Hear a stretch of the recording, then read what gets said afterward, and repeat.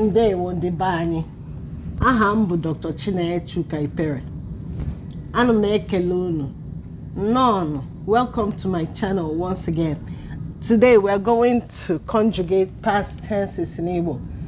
Past tenses are called Tensi, Gara,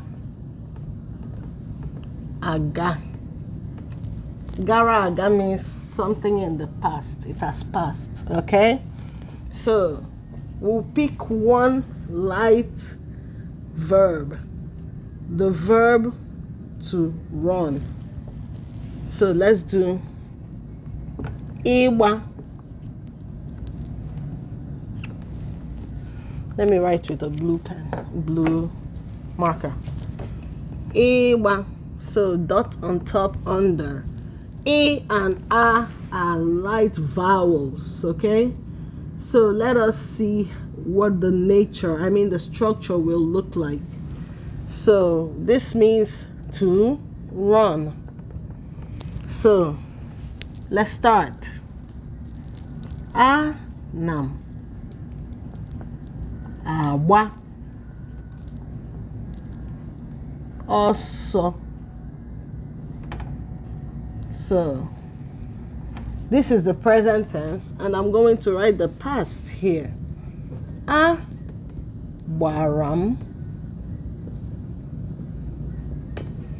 Also.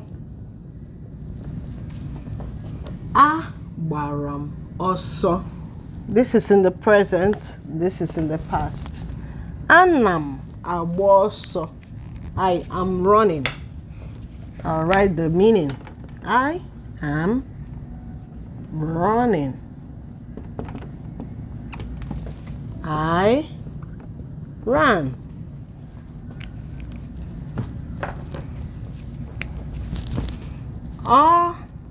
Na. Agba. Also. Gbara. Also. He or she or it is running. He or she or it ran. I'll write it here.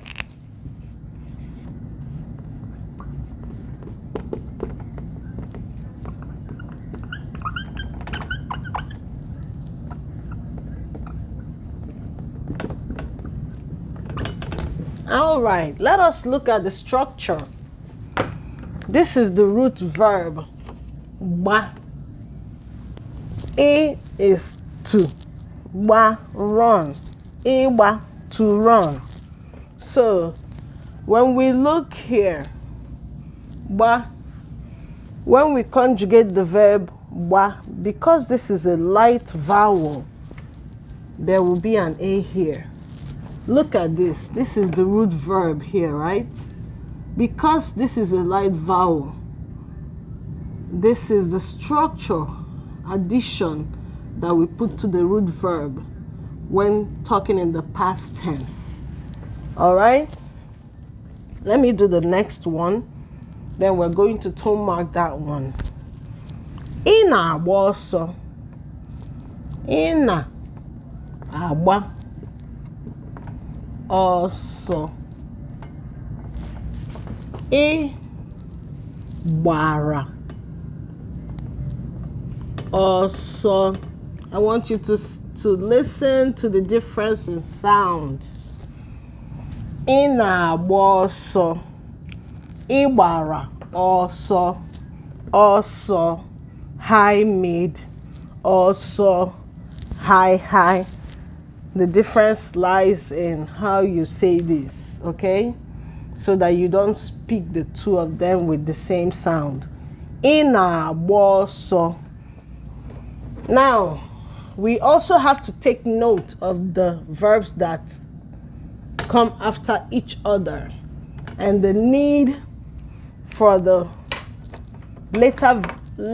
vowel, not verb, and the need for this vowel to swallow this one.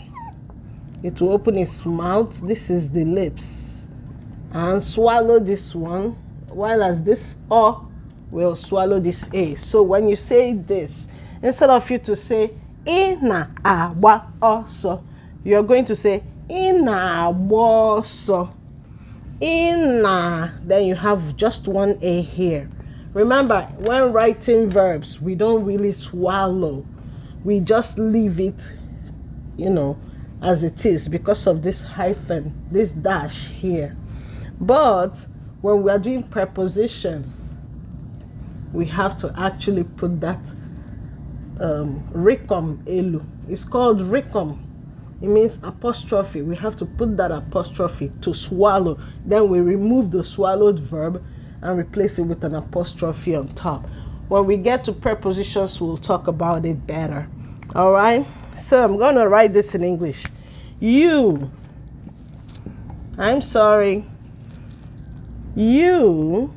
are running.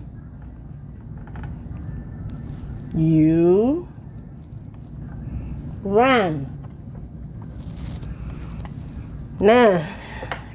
Next will be unu na agba ọsọ.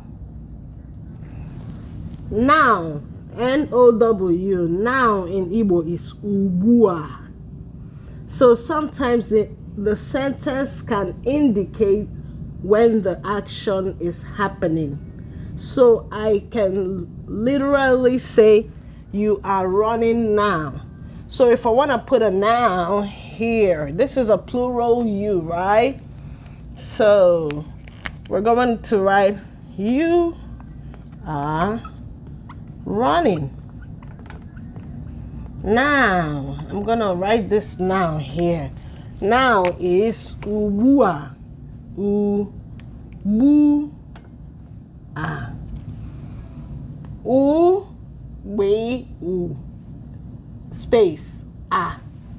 You are running now. So this whole thing here means now. Ubua. I'm going to write it again when I clean the board.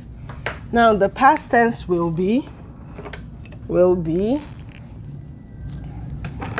unu gbara ọsọ ụnyaahụ.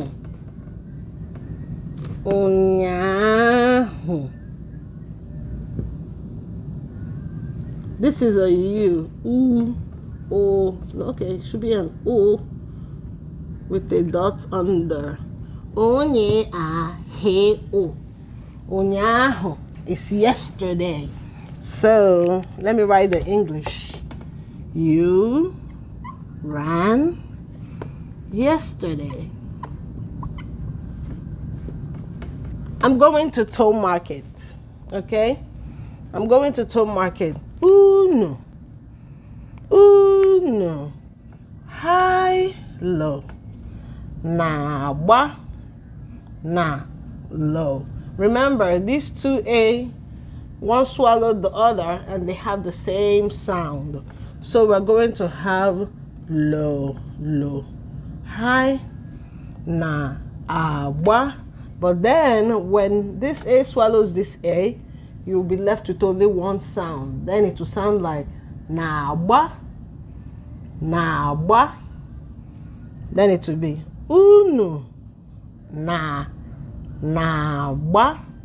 ọsọ. High, mid, ugbua, low, high, low. Ugbua, low, high, low. Then let's toe mark this one.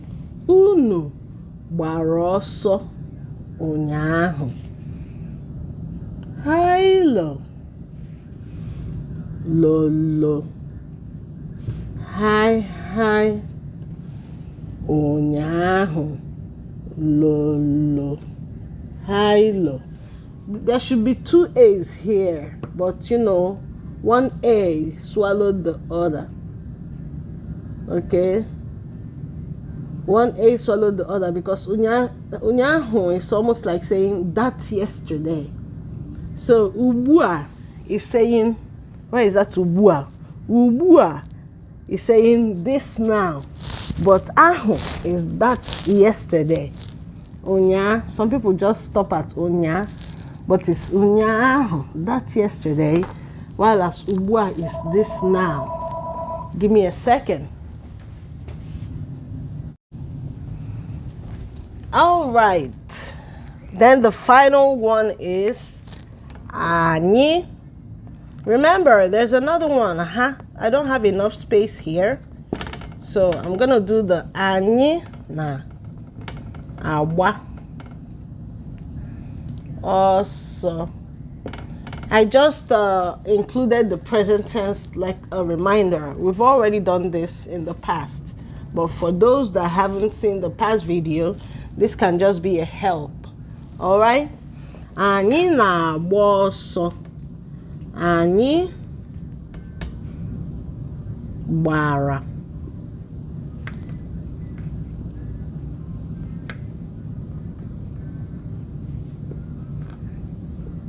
ọsọ. So another thing is to substitute. All the sentences look alike except for this first one, which is I. You know, when you're conjugating I am running. Anam aboso. Others just have one pronoun or a uno. Ani. But this one, anam, this whole thing is I am. Okay, I'm sorry. I keep doing this. I keep hitting the switch. I am so sorry. Ani na aboso. I'm going to write it in English. We are running. Endeavor to go to the past videos, okay? Because those videos lead to these ones, okay? This one is we ran. So that's it for this conjugation. I missed one pronoun, which is they. They ran. They is ha. Ha na agba ọsọ. Ha gbara ọsọ. The thing I wanted to indicate here is just that the ra following a root verb is re with an a. Let us see what happens when you have a heavy root verb. Let's see the difference between having a heavy root verb and the light root verb, okay?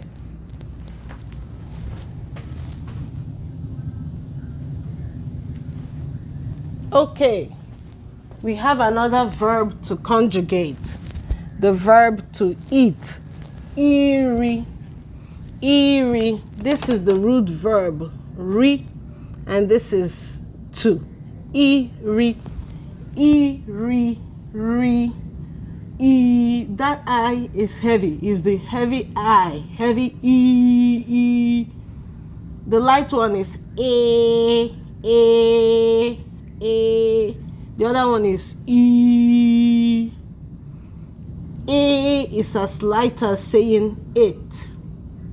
E is as heavy as saying eat. Eat rice. All right? Now, look at the root verb and look at what happened here. I didn't bother to write the present tense. If you go to the past video, you will see where we conjugated the present tense of eating and we varied the types of foods. All right? Eririm unri.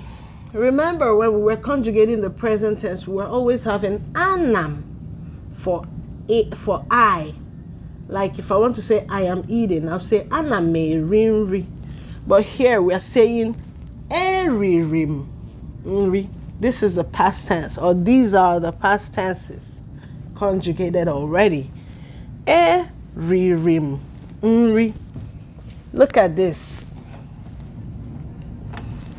This is the addition to the root verb. So from here you get what the root verb is, And to know what comes after it in past tense, you just put a re, ige tinye re.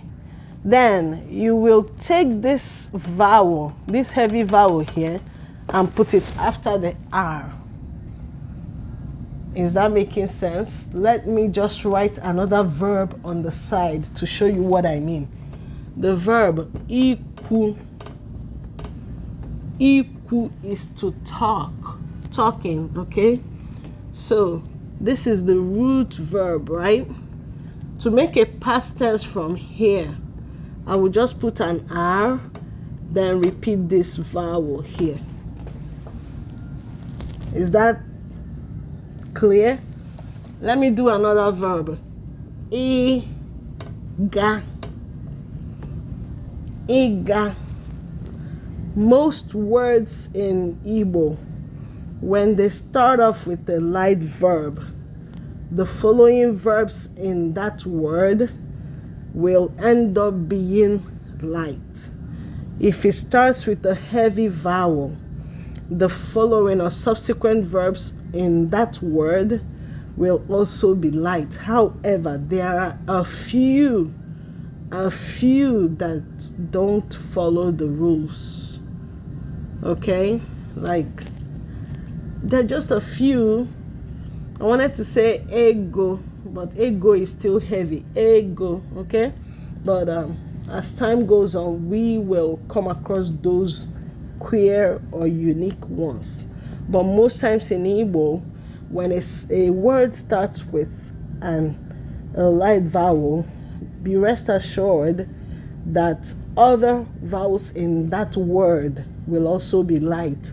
However, there are some compound words where that does not hold. So when you combine two words together without a gap in between the two, you might have a situation where there will be mixtures of light and heavy vowels in a word. So if we want to conjugate iga, it will be igara. You know, this I will no longer be there. This I will no longer be there. Kuru will now be the past tense verb. Gara will now be the past tense verb. Let me give you another example, okay? Ita. Ita is to eat. You know, some crunchy foods. Instead of saying iri or eririm, something, you will say ataram. So what you do, you put an R, then you repeat this letter here and take away this A. E means to. So, but when we start the sentence, we don't really have to mention to anymore. This is the trick. You were supposed to find that out yourself by observing the pattern, but I made it easy for you so that you would have an aha moment or a wow moment. Have you shared my videos? Go ahead and share, okay? Yeah, I don't know what I should do to grow my page, but I cannot grow without you, my audience. I actually stopped doing YouTubes because I wasn't patient enough for the page to grow.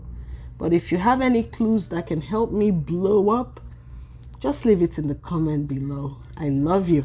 All right, so let me read down my conjugation. I will wipe out, these examples I made here. Let's focus on just conjugating iri. Eririm. Nri. Can you see e, heavy, occupying the place that a used to be if we had a light vowel? I just showed you how to know what the verb is in the sentence, how to make it. And then when it's a heavy one, it will start with a. If it's a light one, it will start with a. When you're conjugating present tense, this difference is made in the verb, na-eri, na-agba. Just pay attention. Eriri m nri is I ate. In Igbo, you will mention what you ate. So I ate food. I riri nri. You ate food. Oh, this shouldn't be a dot. O riri nri. He or she or it ate food. Unu riri nri. You, plural, ate food. Ha riri nri. They ate food. Anyị riri nri. We ate food. I'm going to conjugate the verb ikwu after this, which is to talk. All right, let us conjugate the verb ikwu, which means to talk. Ikwu. To talk. So we are still conjugating the past tense, okay? So this will be ku room oku. So I talked the talk. Remember, there will always be a noun explaining the verb in Igbo. You can't just stop at saying I talked. You have to say what you said. You talked, okay? So, ekwuru m okwu. Have you seen the E here? Have you seen this U here? Is the reason why we have ru. Listen to me. Ekwuru m okwu. This sounds like queen. Ku, queen. Ku, qui, u, ri, u. Kuru. Oku. O, qui, u. Oku. You talked. I. Kuru. Oku. She or he or it talked. O. Kuru. Oku. You, plural, talked. Unu. Kuru. Oku. They talked. Ha. Kuru. Oku.